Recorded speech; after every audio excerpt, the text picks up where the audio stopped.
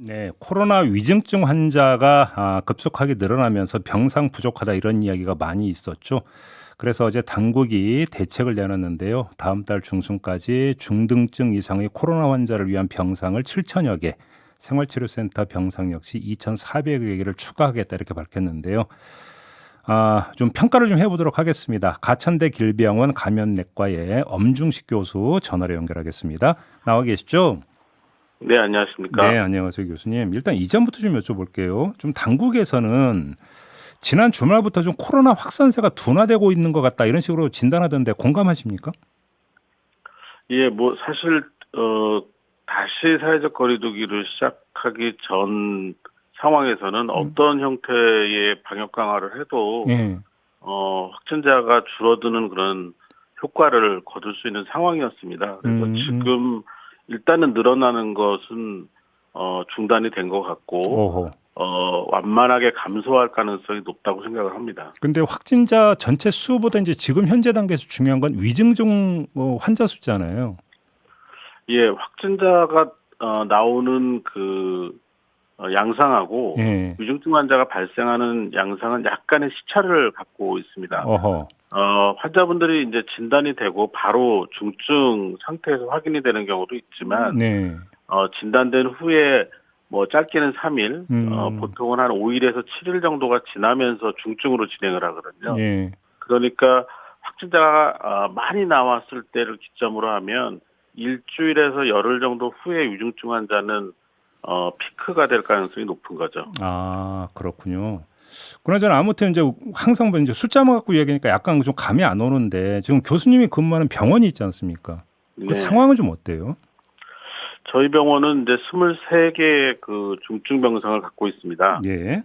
그런데 이 중증 병상이 11월 초 이후에는 빈자리를 찾기가 어렵게 계속해서 어. 완전히 환자가 차 있는 상태에서 돌아가고 있고요. 예. 실제로 이제 빈자리가 나오는 경우는 환자가 회복되는 경우도 있지만 음. 최근에는 사망자가 나오면서 아하. 빈자리가 나오는 아이고. 양상을 보이고 있습니다.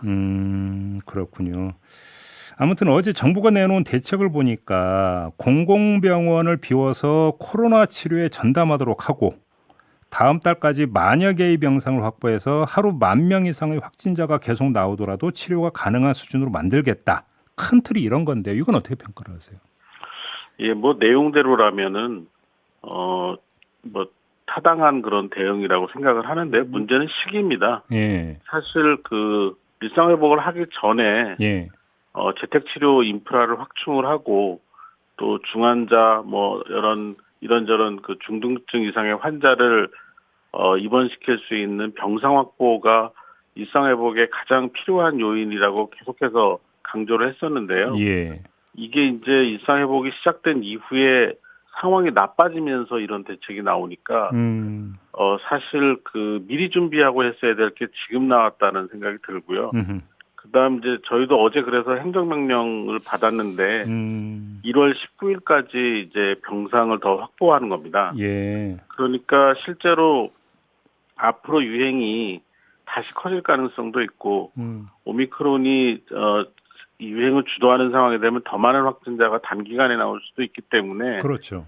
1월 19일 이후에 중증 병상을 많이 확보하는 건 의미가 있다고 보지만 음. 지금 당장 발생하고 있는 중증 환자를 해결할 수 있는 대안이라고 보기는 어렵습니다. 그런데 그러면 지금 당장 그러니까 바로 시행할 수 있는 대안이 따로 있을 수가 있을까요? 교수님 보시기에? 사실 이게 그래서 미리 준비하지 않으면 너무 어려운 것이고요. 예. 뭐 지금 거의 유일한 방법이라고 하는 것은 뭐 이 우리나라의 그 중환자의학회에서도 발표를 했지만 음. 이 중증 병상을 효율적으로 사용하기 위한 결단을 내려야 되는데요. 음. 근데 결국 그거는 회생 가능성이 높은 환자에게 중환자 병상을 배정하는 겁니다. 그 말씀은 그러면 회생 가능성이 좀 낮은 분들 이야기가 그럼 또 반대편에서 따라붙는 이야기가 되겠네요. 그러면 그 얘기는? 예, 굉장히 괴로운 그 어우, 결정이어야 되고 예. 아주 힘든 그 사회적 합의가 필요한 그런 결정이어야 됩니다. 근데 저번에 저희가 며칠 전에 김부겸 총리하고 인터뷰를 했는데 김부겸 총리는 이 점을 강조를 하던데요. 그러니까 위중증 환자에서 그러니까 그 병상에 들어가 치료를 했는데 이제 호전이 됐지만 다른 기저질환이 있는 분들 같은 경우 거기서 다른 데로 그러니까 이전하는 걸 자꾸 거부를 한다. 이 점을 해결해야 된다고 이제 강조를 하던데 이건 어떻게 평가를 하세요? 뭐 물론 그런 경우도 있을 수 있는 것 같습니다. 그런데 네. 저희가 현장에서 경험하는 것은 예. 이 중환자의 경우에 이제 충분히 호전이 돼서 이 다른 중환자실로 옮길 수 있거나 예. 아니면 좀 그 일반 병실 수준으로 옮길 수 있는 그런 상황이 됐을 때는 예. 환자와 보호자분들한테 충분히 설명을 하면 예. 대부분 공감하고 동의를 해주십니다. 버티는 분들이 그렇게 근데 많지는 문제는 않다. 네네. 근데 문제는 뭐냐면 실제로 이동이 불가능한 환자들이 꽤 있습니다. 예를 들면 에크모라는 장치를 하게 되면은 예. 이제 바이러스 전파력도 사라지고 또 실제 격리 해제를 할 수 있는 상황인데 이 에크모 장치를 중단할 수 없어서 이동을 못하는 경우도 있고 예. 환자가 바이러스 배출은 없어졌지만 중증의 폐렴이 지속이 되면서 호흡 부전이 계속되기 때문에 이동형 인공호흡기로는 환자를 이동할 수 없는 그런 상황도 있을 수가 있습니다. 네. 그리고 20일이 지났지만 실제로 면역 저하자 중에서는 일부 바이러스 배출이 지속되는 경우도 있고 해서 이게 그냥 일정한 시점을 기준으로 해서 뭐 격리 해제를 결정하는 그런 형태로는 현장의 상황을 다 반영하기 어렵다고 보고 지금 있습니다. 교수님께서 20일을 말씀하신 게 지금 정부 방침이 중환자실 입원 기간을 사실상 20일로 제한하는 거 이거에 대한 말씀이신 거죠? 이게 비현실적이다 이런 말씀이신 거죠? 뭐 물론 이제 이 확진이 되고 또는 증상 발현이 되고 2주에서 3주가 지나면 바이러스 배출이 현저히 줄기 때문에 전파력이 없어지는 상황이 된 건 거의 맞습니다. 아주 일부를 제외하고는.